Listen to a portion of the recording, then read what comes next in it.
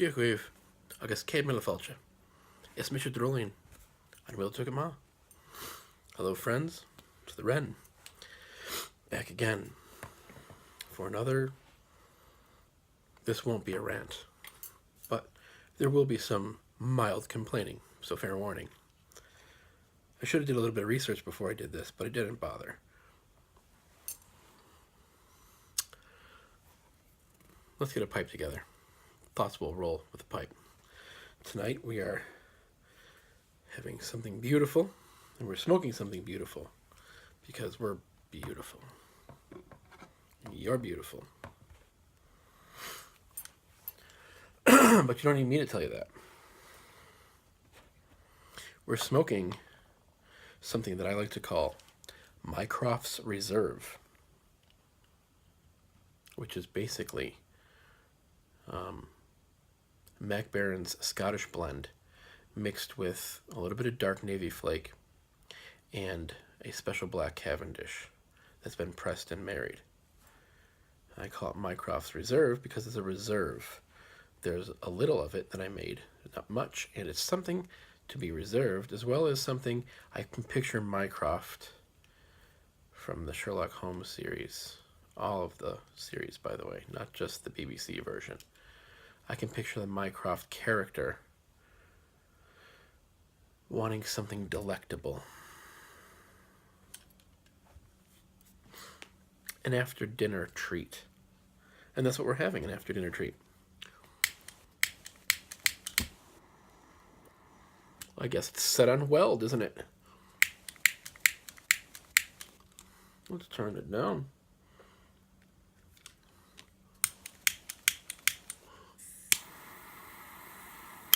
Cheating.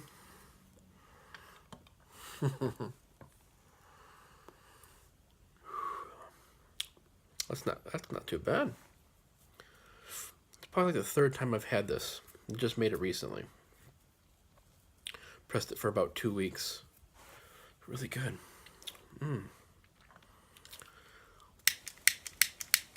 Nope.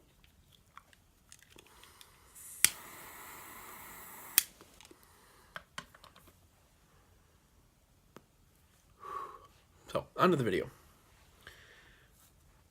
Basic misconceptions about Celtic paganism.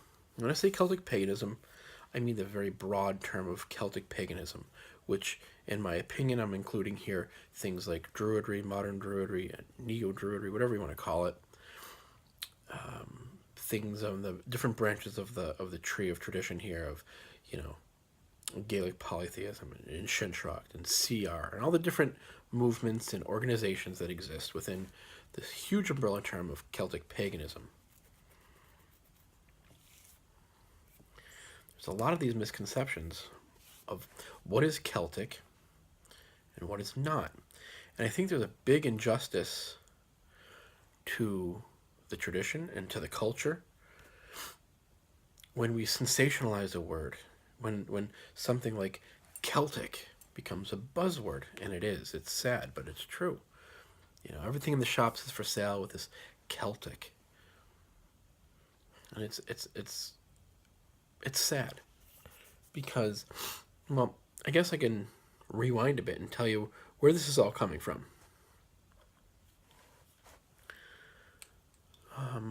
I saw a woman post something in response to something that I shared via Twitter. And it was a picture of, I won't mention names, but there is an artist, and she posted a new design to her work, and I loved it. It's beautiful. But her work is Celtic. Okay, well, we're going to roll with that. But I thought the picture was beautiful, so I posted it. I gave credit to the artist, and some girl must have found the picture that I posted and said, "Oh, this is so interesting because I just found out that my Celtic astrology sign is this animal." And I bit my lip and started shaking my head, and I'm like, you know what? I'm not going to respond to this. I'm not going to be triggered by this. I'm not going to waste my time. But you know what? maybe I should do something instructive. Maybe I should do a video about this. Maybe more people just simply don't know that certain things are not Celtic. If you're following the Celtic path, and that's a very broad term, because that includes everything like the Welsh and Breton, and even if you're a Gallic pagan, you're doing ancient stuff from Gaul. Celtic is such a giant term. And I think that's where a lot of the confusion, bear with me, I am completely stuffy. I think that's where a lot of the confusion arises, is because Celtic is such a gray, muddy term. It's foggy. It's really hard to define. There are certain things that we can point to say, we can agree, on these things that are Celtic. But anything else besides these things, like language, we know that there's a Celtic language, and that branches off, obviously. We know that there was different ways that they buried their dead, their laws, their religious practices. Arguably, you could even say certain foods, probably styles of music.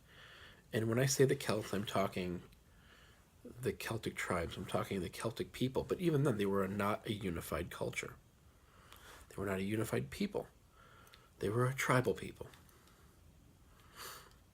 So when this woman says, oh, this Celtic animal is my, this Celtic animal is my Celtic Zodiac sign, I damn near wanted to just throw my phone and just be like, I am done with the internet.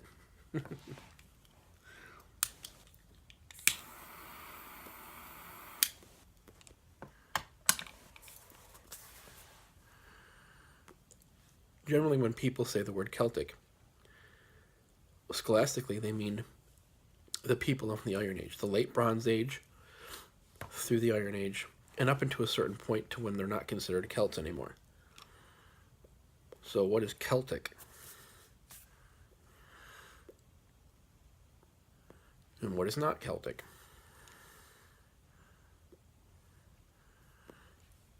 There is no Celtic animal zodiac. There's not. The Celts didn't have this. Did the later generations have that? Well, let's look at the Gaels. Nope. The Gaels didn't have it. We know not much about the Picts, but nope. How would the Welsh people call themselves? The Cymru? I think the language is probably Cymric. I'm not sure. But I'm pretty sure that the Welsh did not have a Celtic zodiac that had animals. We might be able to point our fingers at Robert Graves with his whole White Goddess book of rubbish. He used poetic license and a hodgepodge of different cultures just to make things up. But he made things up in a certain way where he put them forward as that they were factual. He came to his own conclusions about what he thought things meant with no real background of, we could probably say, of being pagan himself. That he just, I'm going to take poetic license on this, and this is my opinion. And ever since that book has been published, people think, well, there's a tree month calendar. So we have Robert Graves who said that these different months are connected and corresponding to these trees. So there's an ogham with these trees, and these ogham trees are connected to these months. And I must be born under the oak or the rowan, or no. The Gaels didn't have this. Before the Gaels, being Celtic tribes, they didn't have that either. This is not culturally a traditional belief. It's nothing within the culture. It's a disservice. It's poor scholastic work. And it's a giant injustice, because how do you correct somebody without, coming across as I'm a know-it-all, or coming across as making them feel defensive? And when you're simply trying to educate in a very base level, in a kind way, in a compassionate way, you're not trying to be like, let me school you on this. You're simply trying to share the culture and sharing knowledge. Be like, hey, did you know? There's different ways you can approach somebody on this. Not just jumping aggressively at, yeah, well, you're wrong. People don't like being told they're wrong. Even if they're right, even if they're wrong. Calling somebody out, tactfulness. I will get this to work. Look at that. Welding. Who would have thunk it? So no. Celtic Zodiac? No. Celtic animals with the Zodiac? Mm-mm. Celtic birth months? Celtic calendar? Ogham? Mm-mm. Is it connected to the poem that he ascribes it to? No.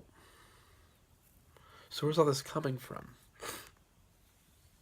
Robert Graves' father was a Celtic scholar.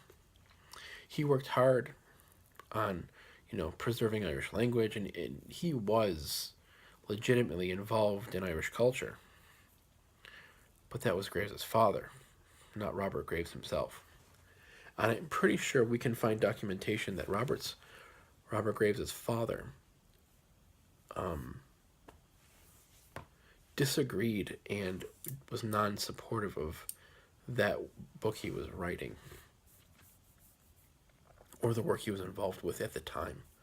Could have been before the book was even a pipe dream. I'm not exactly sure. I know that there was something online I read about his father not being supportive of that work.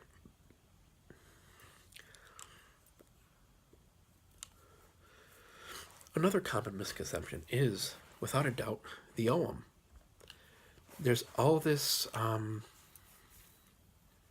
hype and belief that the Ogham is for divination.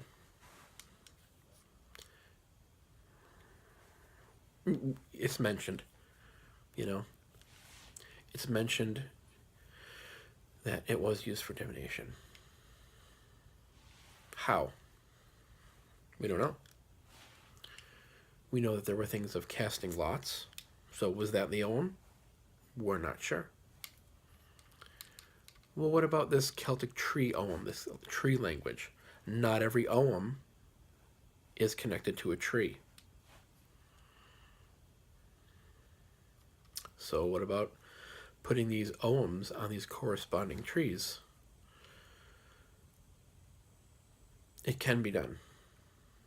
Scholastically, you have to look a little bit deeper. Most scholars are going to be like, no. You have to look into the poetic kennings, and you can find a way to designate an Ogham to a tree or to a plant. Because not every tree is some are like heather or gorse, something like that. So it can be done. But how was the divination done if using Ogham? We don't know. We have speculation. So people selling these sets, that's hard to say for me. Selling these sets. I came across that earlier today. There was something very hard to say. I don't remember. I think it did involve the S sound. Strange. Maybe I'm having a stroke. Wouldn't that be great? People selling OM sets for money. Sure. You want to buy one? Awesome. You want to make your own? Awesome. But be wary of anybody telling you this is how to read them. If you want to get into learning how to read OM, read everything you can. Everything. From the oldest stuff you can get your hands on to the newest stuff you can get your hands on. And then you know what? Be inspired and find your own way based on that.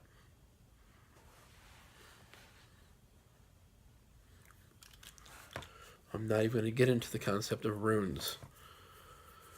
If you want to talk about runes, and you want to talk about the divination and casting of runes,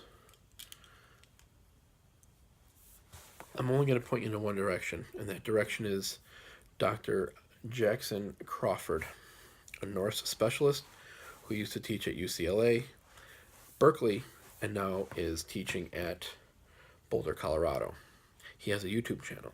So if you're into heavy Norse stuff, look up on YouTube Dr. Jackson Crawford. Probably not even doctor, probably just Jackson Crawford. You'll know him. He's a good-looking guy, and his videos are top-notch because he's a scholar. He's got a PhD, and as a professor, he teaches this stuff. So he's constantly delivering what I term solid gold. And he did a video about, the runes. So from the Celtic perspective, what else is an injustice to our culture? Well, Robert Graves' work is right out. Before Robert Graves, we have, well, you could probably say Iolo Morganwg. Was that, the 1700s when he was alive? I would say it was probably the 1700s. I don't have the exact dates. But out of Wales is Iolo Morganwg, who is responsible for, sit down, strap in, because here we go. The things that you consider Druidry. Most of the things within modern Druid stuff come from Iolo Morganwg. We have the Eisteddfod, the Gorsedd, the Druid's Prayer, the Kolbrin, the Awen, concepts of Nuefre. What else do we have? Oh, working with a stone circle. And I'm probably sure, oh yeah, the divisions of Bard, Ovate, and Druid. These all come from Iolo Morganwg, who was, in his time, a forger. People are going to argue. People are going to get upset. Probably going to get some Welsh nationalists on here threatening to kill me. Now, I'm not saying that the work he has done doesn't hold value, or isn't beautiful, or isn't,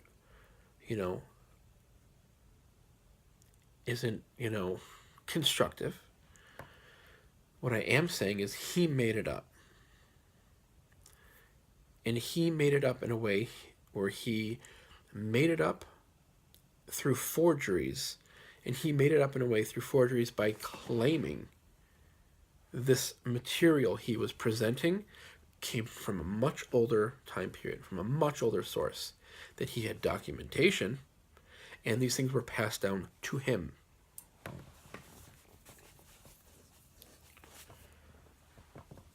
That's a disservice to the culture.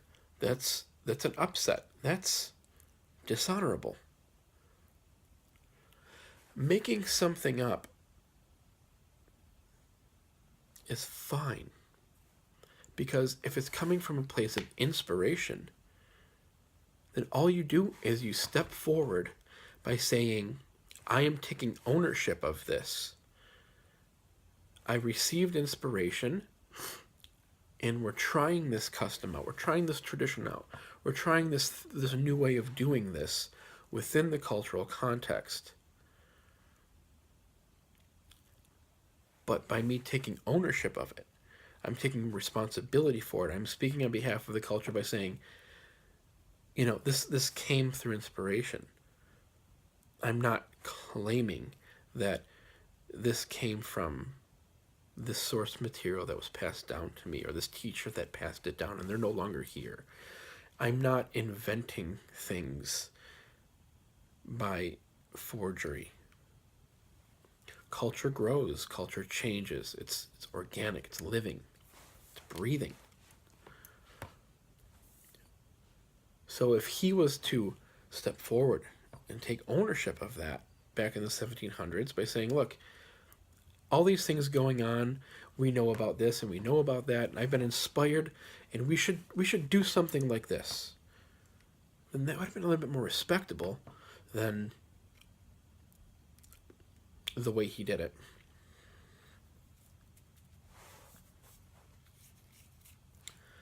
Now again, do some of these things have value if put into practice? Of course they do. You can say, look at all the things that have been created or invented since him by others.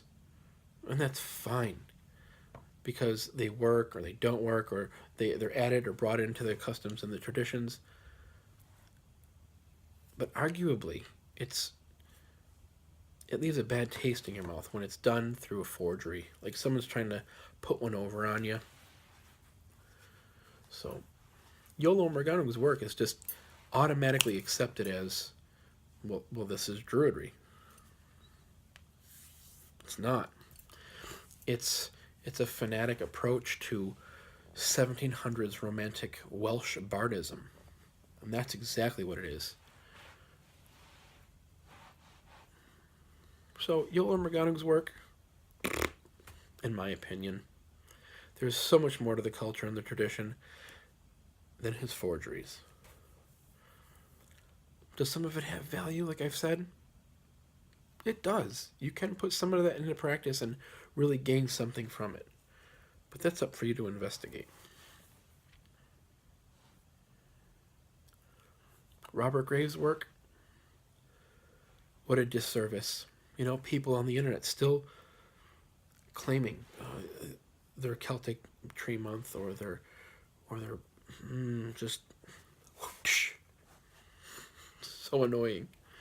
You want to help them, and then you go to say something to them, and no matter how you say it, no matter what you say, it's wrong. And they're agitated with you, and they want to argue. I don't want to argue. I just want to simply say, this is what we know, and this is what we have, and here it is. And, oh, you can't accept that? Well, then I'm sorry. But that's why I've learned not to argue, not to bring it up. Just let them say what they have to say, and I'll do a video, something constructive, and if somebody comes across, maybe they'll gain something from this. Speaking, let's take this a little bit further. I know that we're at about 20-some minutes here. I think with what I'm talking about, we should take the next step. I think I'm going to take the next step on this.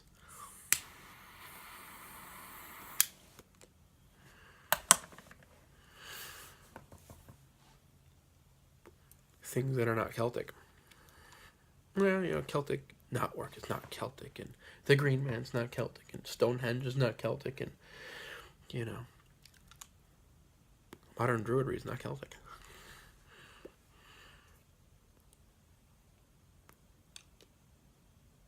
Did I just say that? Well, what is Celtic? Is Celtic what is defined by from the Celts? Well, then obviously modern Druidry is not Celtic, because it's not from the Celts. They're doing their own thing. Okay, well, fine. They're doing their own thing. Can you accept that? That's up to you. Does it bother you? Just don't concern yourself with things that bother you. Do your own thing. If something bothers you, and you keep concerning yourself with it, that's on you. Like, oh, I have a cavity. I'm going to keep touching it. That hurts. Yeah, but I'm going to keep touching it. You probably shouldn't do that. I know, but it really hurts. Don't do that. I know. People do that. So the next step, I mentioned Robert Graves. I mentioned Yolan Morganwg. I think I have to bring him up. I don't think anybody has brought him up.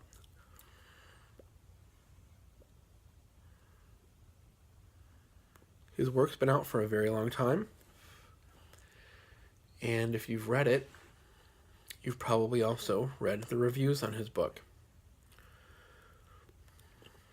Mr. Douglas Monroe.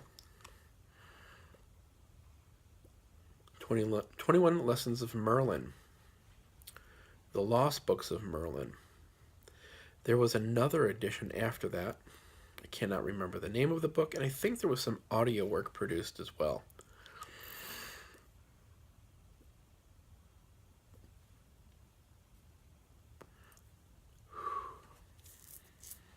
I happen to live in the same area where he is from. Same area, I mean Western New York. He lives a little bit north. Well, I don't know if he still lives around here. My wife ran into him a couple times. I've seen him a couple times.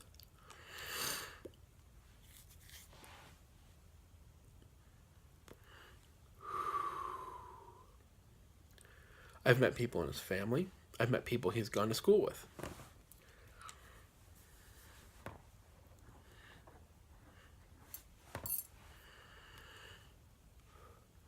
Let's talk about his work. Anybody that's read 21 Lessons of Merlin, that has read anything of the Celts, on archaeology, on history, on language, will simply tell you that kind of work on things Celtic or things Druidic is probably the next step down. If you have Yolan Morganwg's work, and then you have Robert Graves' work, then you have Douglas Monroe's work. And each one of them is just adding to the list of shit you have to undo when someone comes looking for something authentic. I'm going to practice authentic Druidism. Really? Please tell me about that. Please tell me about your Celtic Zodiac animal.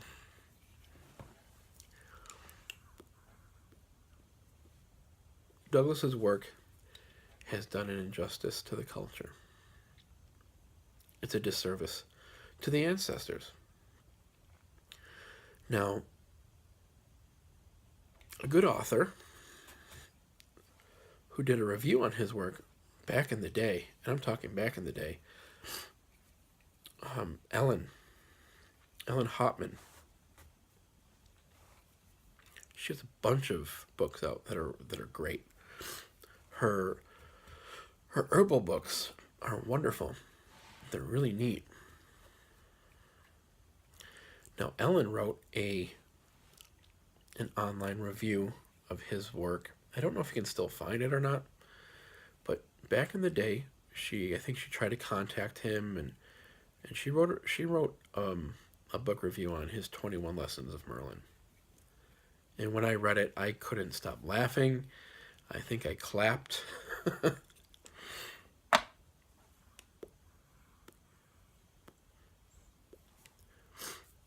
There's no way you could really write a review, like a scholastic review of his work, because you would really have to go page through page, highlight, circle, take notes, and it would be a book on itself, going through his story and then his lesson plan after each chapter. And you get so many people who have read this book because it's found in all these bookstores, and it's right there. It's easily accessible, and you get the same teenagers that want to have power. They want to have magic. They want to be druids. If I read this book, I do these things, I'll be a druid. Sure, it works just like that. Go ahead, read the book, be a druid.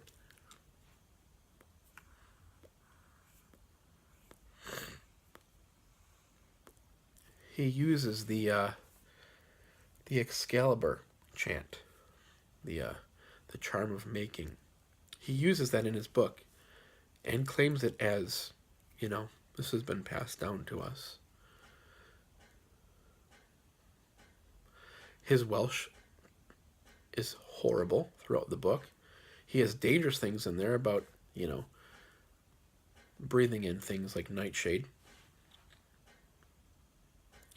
He uses things like the pumpkin, which was not a traditional Celtic plant. He has all sorts of opinions in the book that are dangerous. Choking. I'm sorry. But, yeah, he has things about how, the separation of the sexes with men and women in a very misogynist type of way, in a very, men are better kind of way. And, Ellen kind of covers that in her review. And I'm really glad she did.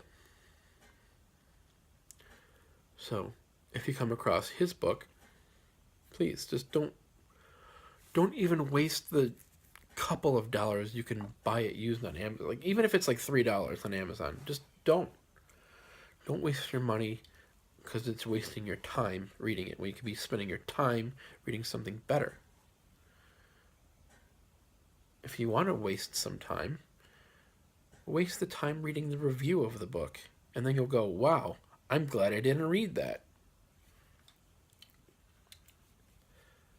Unfortunately, I think it was 1998 when I read that.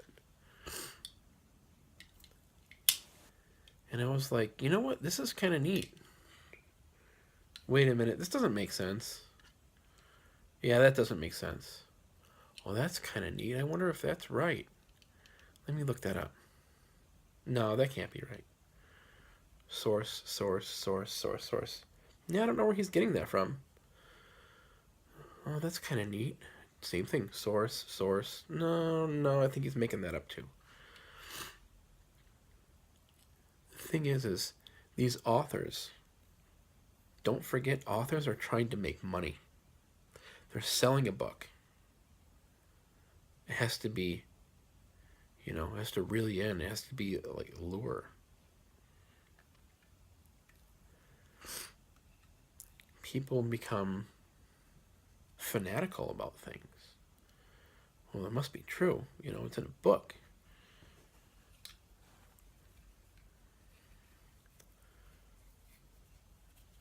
If you do come across the book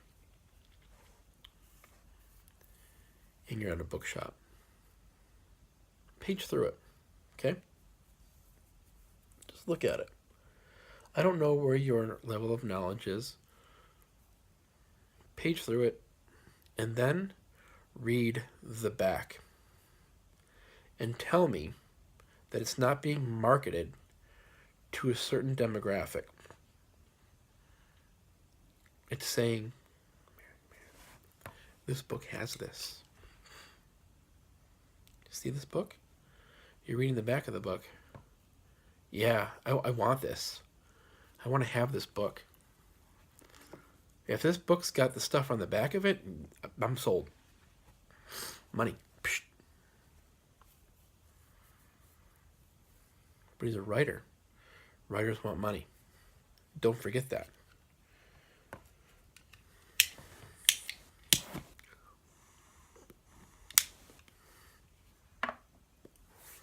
So enough is enough. So what should you read? Well, if you follow my blog posts, my blog has a suggested Celtic reading list. I should probably put together like just a basic top 5. Top 5, top 10, top 20. think after top 20 was just start listing books. Can't have really a top 50. It's not really fair.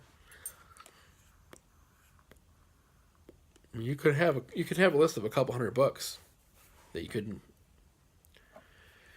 gain more from than reading the stuff that the people that just spew forth and then other people regurgitate without thought, without fact checking, without checking sources. It's bothersome. You read it and you accept it, and then you just tell other people that this is what it is. This is what, oh yeah, the Ogham, yeah.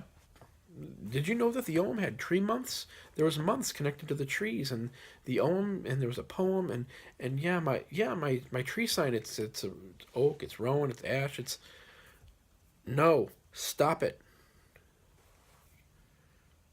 You don't have a Celtic Zodiac sign. You don't have a Celtic birth month with a tree.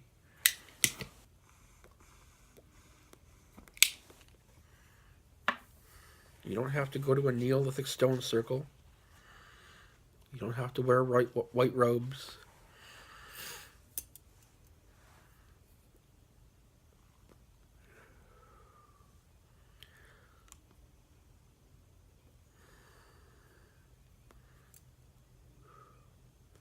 Wearing white robes is a strange thing anyway. Wearing white robes overseas, it's like, oh yeah, those are just druids. Wearing white robes in the States, that's not a very good idea. You're going to get associated with another group,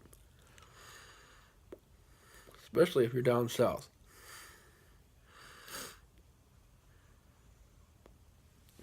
Gathering around a bonfire wearing white robes at nighttime. Good luck with that.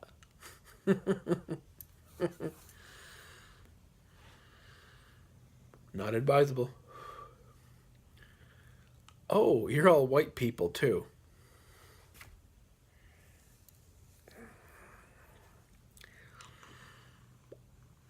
I'm going to take this time real quick to mention this. I did 2 videos probably 3 weeks ago, maybe 4, that I haven't posted yet. So when they pop up, you'll notice that I look different in those videos. I probably still have my beard or my chin strap or something. One of them is on racism within our culture. And they talk about other stuff too. The other video is about, well, I'll leave that one as a surprise because that one's going to have a part 2 that I didn't do yet. And I'm going to do that one with my son. Or maybe 2 of my sons. Maybe the whole family will be there. It'll be great. So yeah. Guys, take the time to use the education use rationality, use logic, use some critical thinking. Don't just blindly accept what an author is telling you when it comes to the culture or its faith or its folk beliefs or its superstitions or any of it. There are Celtic scholars out there, and they have been known to also romanticize and be Celtophiles. So, you know what? Use your mind. If something doesn't quite make enough sense to you, do some searching, do some cross-referencing. Don't just accept things blindly.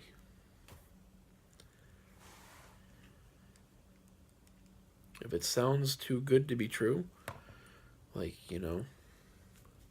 learn authentic druid magic. You know what? Wait a minute. I might have the book out.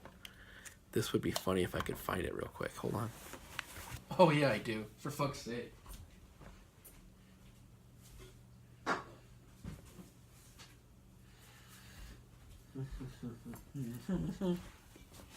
Real quick as we close, I will read you the bullet points here real quick.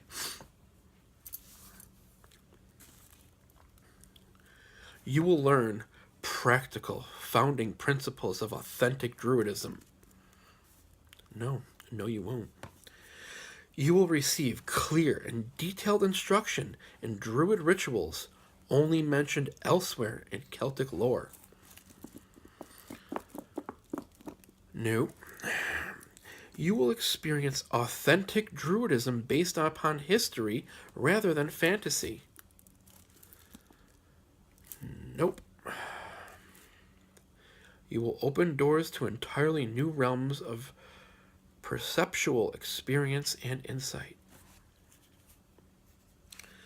I'm going to keep going here, and you will, if you dare, actually manipulate the very foundations of physical reality. What teenager's not going to want to buy that book? I was a teenager. I bought it. But I was a smart teenager. And I read the book. And I said, that's a neat story. And then I read it again. I said, that's a childhood story. That's something you tell your kids at bedtime. And then I was going through the lessons going, no. That's from a movie. That's from Dragon Slayer. Oh, God. Guys, have a good night. And beware of people trying to sell you bullshit. What was that saying that Tommy Callahan used it in Tommy Boy? You know? Something about, if you want me to take a dump in a box, I guarantee it's only worth, come on. You should know that movie too. Get a good hearty gut chuckle.